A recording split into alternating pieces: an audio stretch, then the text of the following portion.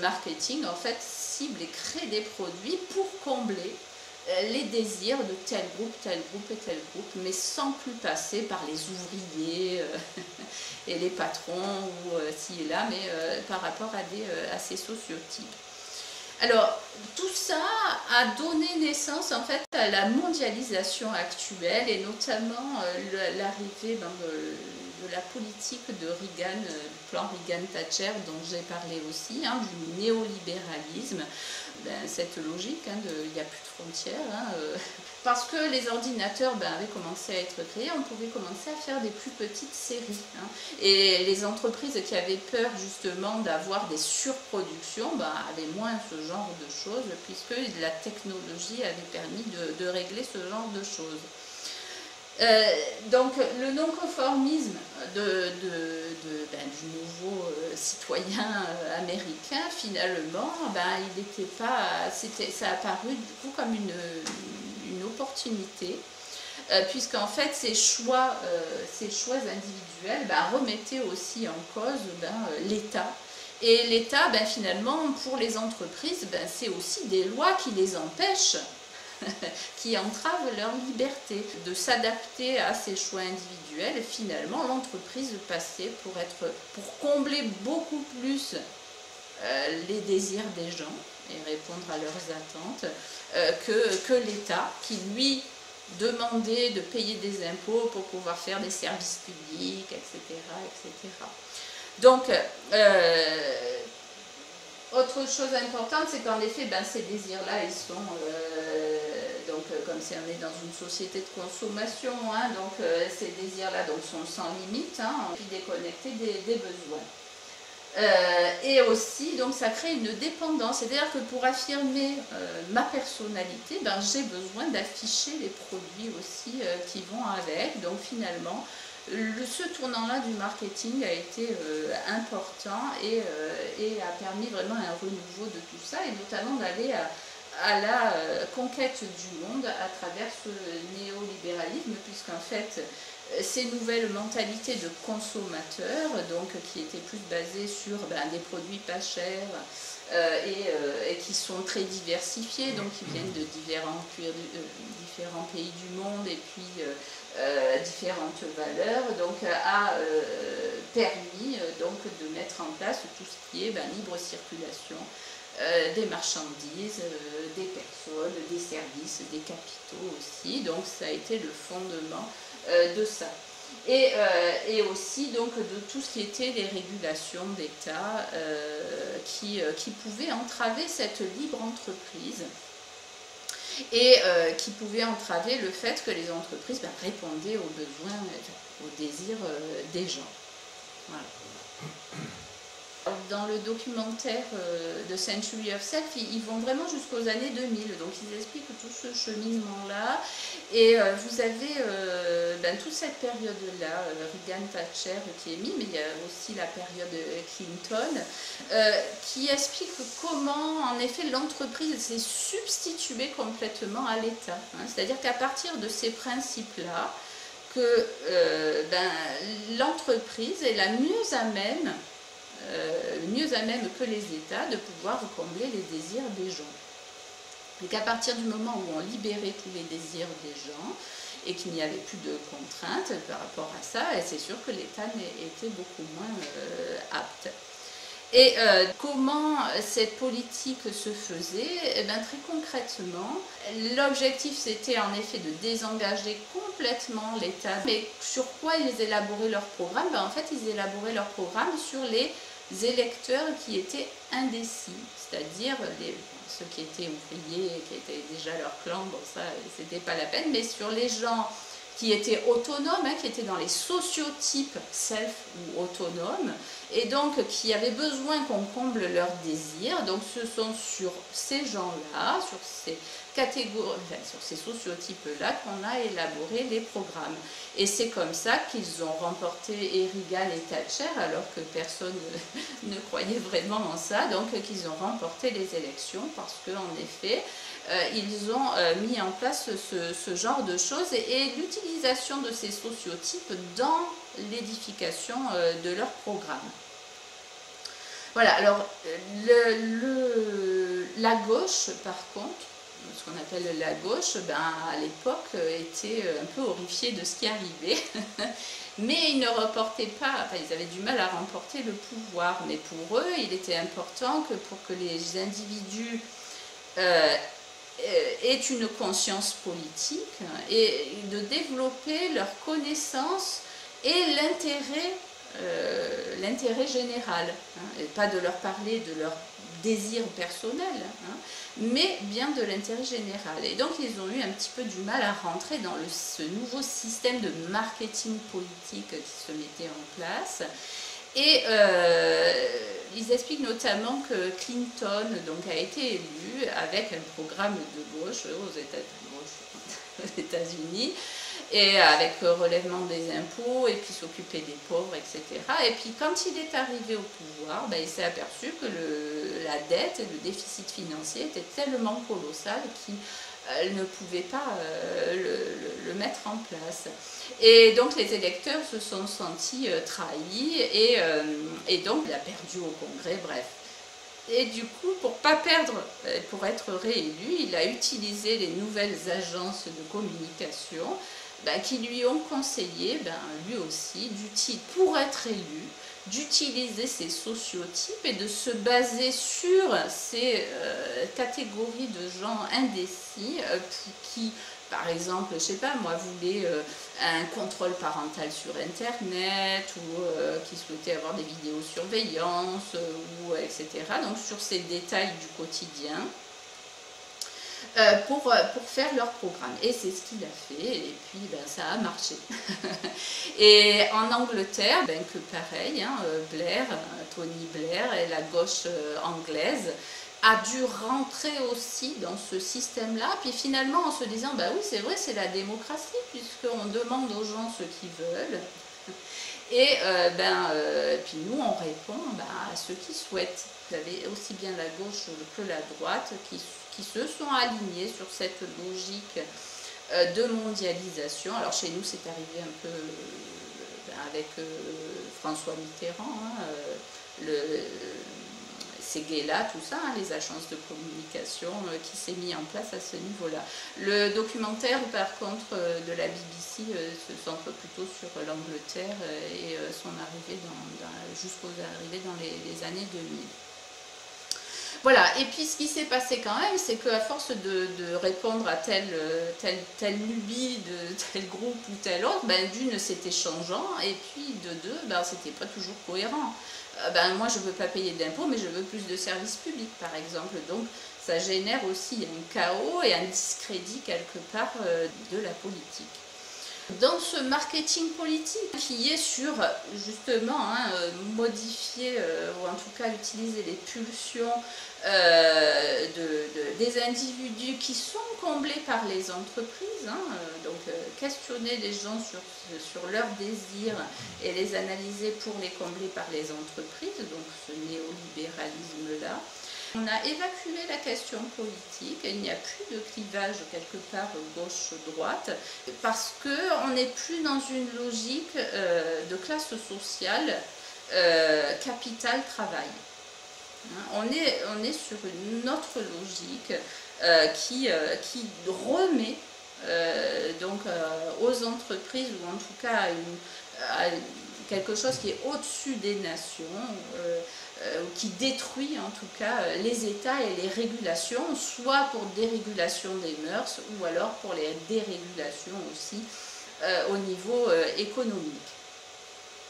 Donc il n'y a plus qu'un seul parti, c'est de laisser un petit peu ces lobbies et ces firmes, donc le capitalisme, répondre aux besoins des gens. Et par rapport à ça aussi faire disparaître le pouvoir d'État qui opprime, notamment pour la partie un petit peu freudo-marxiste, on va dire, l'oppression de l'État. Donc en effet, nous en France, on a eu Emmanuel Macron, l'homme sans programme, pendant une bonne partie de la campagne présidentielle. En effet, il disait qu'il avait un projet, mais qu'il n'avait pas de programme. Et la dernière conférence, j'avais même montré un petit documentaire qui expliquait comment il avait utilisé le big data, hein, c'est-à-dire les grandes masses de données, pour cibler justement ces indécis. Ils n'allaient pas taper à n'importe quelle porte, mais en fonction d'un croisement de données, des quartiers, etc. Donc ils arrivaient à cibler les indécis et ils faisaient remonter justement ces désirs, ces envies, etc. Donc tant qu'en effet ces remontées-là n'étaient pas finalement possibles, eh ben, il ne fallait pas faire de faux pas et dire des choses qui en effet auraient déplu à cette branche-là.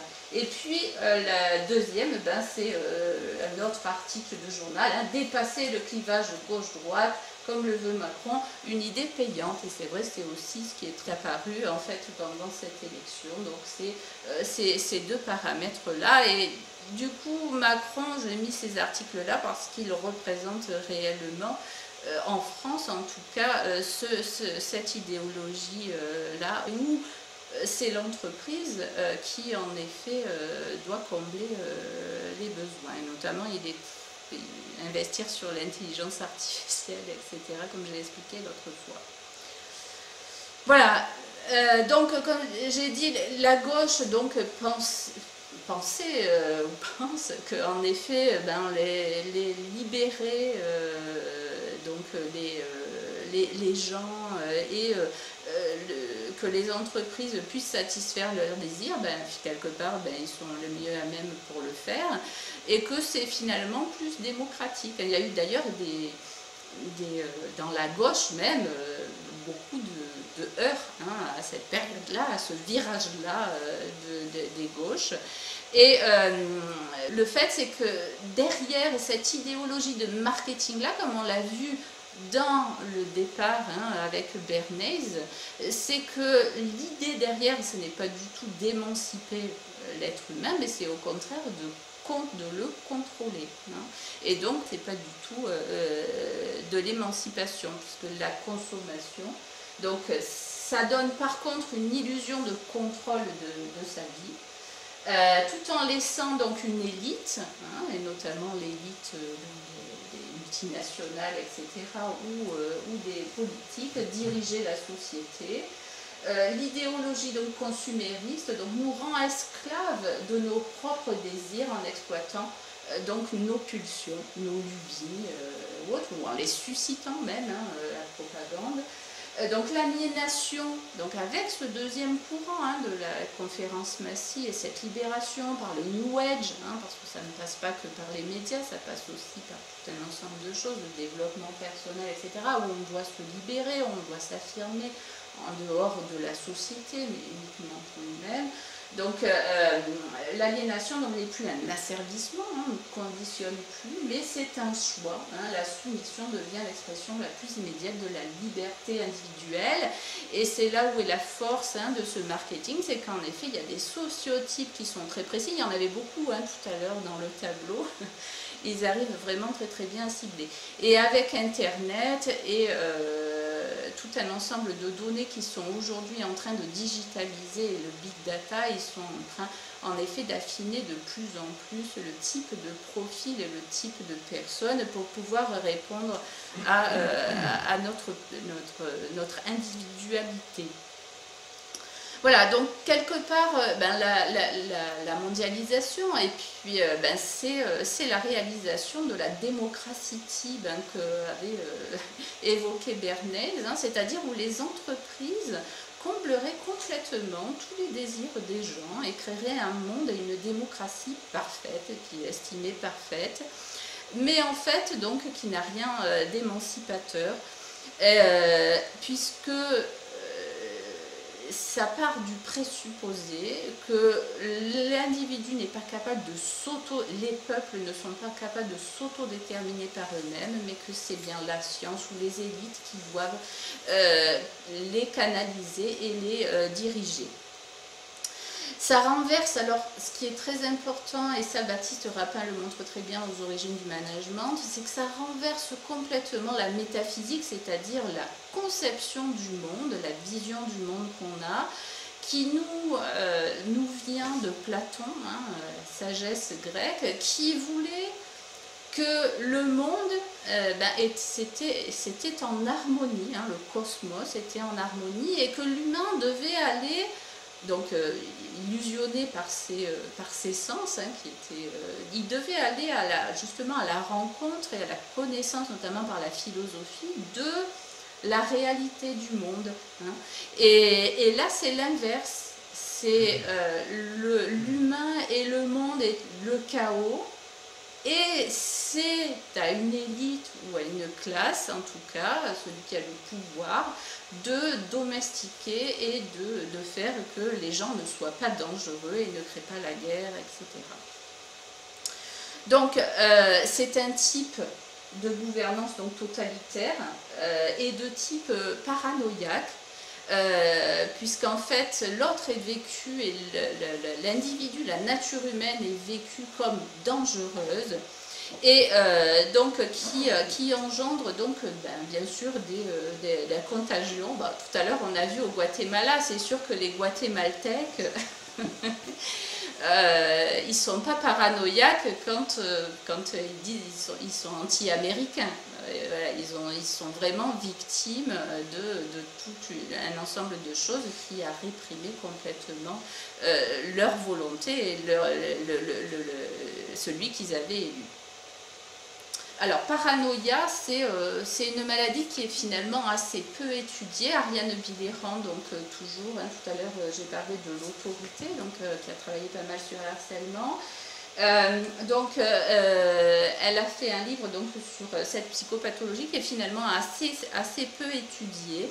Et elle explique, donc, bon, je vais pas trop détailler, mais que la paranoïa, donc il faut savoir qu'en psychologie, il y a deux grands types de psychopathologie. Vous avez les psychoses et puis les névroses. Hein. Et donc les psychoses, c'est qu'il y a vraiment une altération, donc c'est beaucoup plus archaïque, hein, c'est un traumatisme qui a été fait assez tôt, donc là, notamment au stade oral, hein, c'est-à-dire entre 0 et 8 mois, où c'est le principe de réalité qui est altéré. Hein. Il y a un déni de la réalité, la personne vit dans son monde, hein, si on peut dire, alors que la névrose, ça arrive un petit peu plus tard dans le développement, c'est plus lié à l'intégration de l'Oedipe, hein, et donc ce sont des pathologies qui sont moins liées à des mécanismes moins archaïques. Et évidemment, à partir du moment où vous n'avez pas passé une étape de développement, puis que vous êtes resté fixé à ce niveau-là, vous ne pouvez pas non plus accéder aux autres étapes de développement. Tout à l'heure, d'ailleurs, quand j'ai expliqué là, le ça, le moi et le surmoi, en fait, il est justement étayé par l'éducation, hein, sur se socialiser, hein, avec des interdits et des tabous qui permettent justement de sortir de la toute-puissance infantile. Et c'est ce principe de réalité qui est important pour que la constitution de l'individu se fasse correctement. Donc le paranoïaque, lui, il est dans la toute-puissance. Hein, il n'y a pas de limite. Il n'existe pas de réalité, hein, c'est uniquement son désir à lui qui est important. Et il est surtout connu, donc ça c'est le côté psychose, et il est surtout connu pour le délire de persécution, hein, donc qui est persuadé que l'autre et le monde est hostile, et donc ce sont des mécanismes de défense qui se mettent en place par rapport à ça. Ma première conférence, j'avais intitulé La mondialisation, ce mouvement pervers narcissique, et c'est vrai qu'il y a des points communs importants entre la perversion narcissique qui est plus du côté de la névrose, donc moins archaïque, et paranoïaque. Mais il y a quand même une différence, c'est que le paranoïaque est toujours pervers narcissique, puisqu'il y a un déni de la réalité, mais par contre on peut être pervers narcissique mais ne pas être paranoïaque, hein. Donc voilà, il y a une différence entre tout ça. En tout cas, Les points communs sur le comportement, hein, c'est notamment la manipulation, hein, donc je dépossède l'autre de son libre arbitre, hein, donc ce qui est l'objectif. La démesure narcissique, hein, avoir la prédation, c'est-à-dire l'emprise et le contrôle que je peux avoir de l'autre et du monde qui m'entoure. La réalité n'existe pas en dehors de mon désir à moi. L'intention, donc il y a aussi l'intention de nuire, hein, on a conscience de ça, puisque l'autre est mauvais, donc conscience soit de mentir, soit de nuire à l'autre. Donc ensuite il y a intimidation ou menace. Alors pour le pervers narcissique c'est plus intimidation, mais par contre pour le paranoïaque c'est plus du domaine réellement de la menace, parce que la menace ne doit pas exister, c'est quelque chose qui est inconcevable. Et ensuite l'instrumentalisation ou la négation, voilà, donc sur la perversion narcissique j'ai un peu plus détaillé aussi dans ma première conférence sur la mondialisation. Alors on voit à travers ce tableau-là de la paranoïa qu'on retrouve hein, les manipulations qui ont été faites, hein, qui ont essayé d'être faites sur le psychisme humain pour créer un homme nouveau, et notamment donc sur le fait qu'il n'existe pas de réalité, donc pas de principe de réalité, et uniquement le principe de plaisir qui existe, avec le lien à l'autorité aussi. Voilà, alors là j'ai fait un tableau, c'est pas très... Bon, j'ai mis donc tout ce qui était paranoïaque, hein, les traits du paranoïa, et puis la société, alors j'ai mis perverse, mais bon, société paranoïaque ou perverse, qu'est-ce que ça peut donner? Alors, donc vous avez chez le paranoïaque absence d'empathie. L'empathie c'est quelque chose qui est inné, c'est-à-dire que ce que ressent l'autre, je le ressens aussi. Hein. Les nourrissons, quand ils naissent, donc quand ils entendent leur propre cri ou un bruit blanc ou le cri d'un autre bébé, ils sont sensibles au cri de l'autre bébé mais pas aux autres situations. Donc ce qui montre bien que nous sommes, parce que nous sommes dans une espèce sociale aussi, hein, donc nous sommes perméables à l'émotion d'autrui. Donc la paranoïa, donc, comme il y a un sentiment d'hostilité envers l'autre, donc ça génère des rapports humains qui sont plus des rapports humains qui sont déshumanisés, hein, ou instrumentalisés par rapport à ça. Et les humains sont interchangeables, on le voit hein, au niveau du management ou autre, où en effet on dit on est des pions, on change, etc. Enfin, voilà. Ensuite, donc, vous avez tout ce qui concerne... Ah oui, alors il y a le rapport à l'argent aussi, bien sûr, hein, dedans, hein, la cupidité, l'avarice, donc qui est un trait du paranoïaque et qui est aussi par rapport à ça.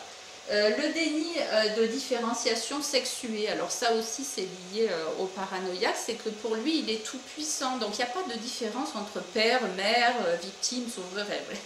Voilà, il y a une différenciation de ça, et notamment au niveau sexué, ce qui génère dans les sociétés perverses aussi cette négation de la différenciation des sexes, et notamment on voit par rapport à ça la théorie des genders, les hommes, les femmes, les pansexuels, qui est le nouveau concept, alors pan voulant dire tout, hein, donc voilà, les standards d'éducation sexuelle aussi qui sont en train d'être mis en place par l'OMS, voilà.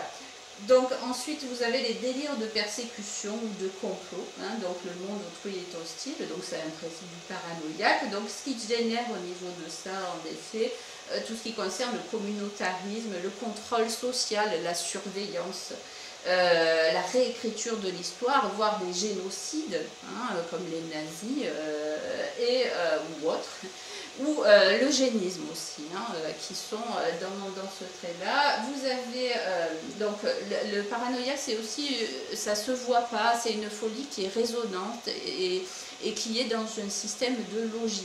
Hein. Et donc, les sociétés perverses donc, sont justement sur tout ce qui est planification, programmation, modèle de gestion, calcul, etc.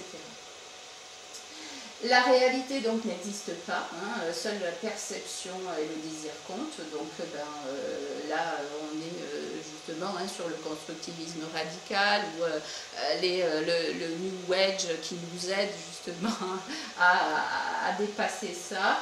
Et c'est aussi un non-respect des règles d'équilibre et de conservation du monde et des sociétés. Puisque par rapport à ça, à partir du moment où je ne prends pas les règles d'équilibre de l'autre, c'est-à-dire ce qui lui fait bien ou pas, ou la terre, qu'est-ce qui la rend malade ou pas, et que je fais uniquement en fonction de mon propre désir, évidemment, ça génère des déséquilibres dans l'environnement et au niveau des autres. Alors je l'ai mis comme ça parce que j'en parle beaucoup dans la conception du travail française qui justement a été liée à ça, sur les règles de conservation de l'homme au travail, voilà, qui était quelque chose d'important et qui n'est plus du tout le cas aujourd'hui, puisqu'aujourd'hui on prend un employé, hop, et quand on l'a pressé, hop, voilà, il est flexi-sécure de toute façon, donc voilà. La réalité, j'ai dit, donc le harcèlement, alors en effet par rapport à ça, les paranoïaques ont des attitudes de harcèlement, c'est-à-dire qu'ils ne supportent pas qu'il y ait des différences, ils ne supportent pas l'altérité, donc ça génère tout ce qui est un régime donc, totalitaire, hein, procédure, pensée unique. Les manipulations et mensonges, suppression de la parole par la calomnie qui est utilisée par le paranoïaque hein, pour empêcher l'autre d'avoir la parole et d'exister. Donc c'est tout ce qui concerne la propagande, la gestion de la perception, contrôle de la formation, y compris le complotisme, parce qu'en calomniant l'autre, de dire ah bah oui mais vous voyez des complots partout, en effet on lui coupe la parole, mais ça empêche de voir aussi la réalité des faits. Hypertrophie du moi et donc totalitaire, parce qu'en effet il n'y a que moi et mon ego qui compte, et donc l'égocentrisme, et les sociétés aussi pareil, hein, donc le client roi ou les lecteurs rois, où on se base uniquement sur le désir. Voilà, des possessions d'autrui de son libre arbitre et de son énergie, donc toujours pareil, les procédures, le non-respect du droit, les manipulations de langage. Alors oui, pour le paranoïaque, il y a des travaux qui ont été faits là-dessus. Le langage, donc c'est une folie résonante, le langage est vraiment un outil de pouvoir très important. Et par rapport à ça, donc dans les sociétés de ce type-là, Orwell en parle hein, dans 1984, la novlangue hein, et le ministère de la vérité, qui en effet sont voilà, il y a des choses les mots, on change le sens des mots et on simplifie au maximum les mots. Voilà, le ministère de la vérité ou des fake news. Hein. Ensuite, vous avez la négation donc, de la temporalité, du temps, hein, puisque on est dans la toute-puissance, donc la mort n'existe pas non plus, et la transmission non plus. Et dans ce cadre-là, donc pour le paranoïaque, hein, d'ailleurs, vous avez des exemples de paranoïaques qui ont perdu par exemple un enfant et qui se font faire des poupées avec des cheveux de l'enfant et puis qui dorment avec eux. Voilà, il y a une négation de la vie-mort qui n'existe pas. Donc là, on voit apparaître actuellement le transhumanisme, hein, dont l'objectif et d'éradiquer la maladie et surtout la vieillesse, donc la mort. D'ailleurs, l'apôtre du transhumanisme a dit que l'être humain qui serait immortel est déjà né. Voilà. Ensuite, l'expansion de son espace est envahissant, donc autant le temps n'est pas pris en compte, mais l'espace oui, hein, donc tout est pris par mon désir et pour moi, et donc c'est ce qui donne dans les sociétés plutôt le domaine de l'impérialisme, hein, donc c'est-à-dire aller conquérir les autres pays autour, l'esclavagisme aussi, hein, où on nie la dignité de l'autre et voilà, et tout ce qui est régime totalitaire. Voilà pour le petit parallèle entre la personnalité paranoïaque individuelle, hein, psychologie, et puis ce qui se passe au niveau psychosocial quand on a des traits de ce type-là. Et en réalité, derrière, il y a deux visions du monde.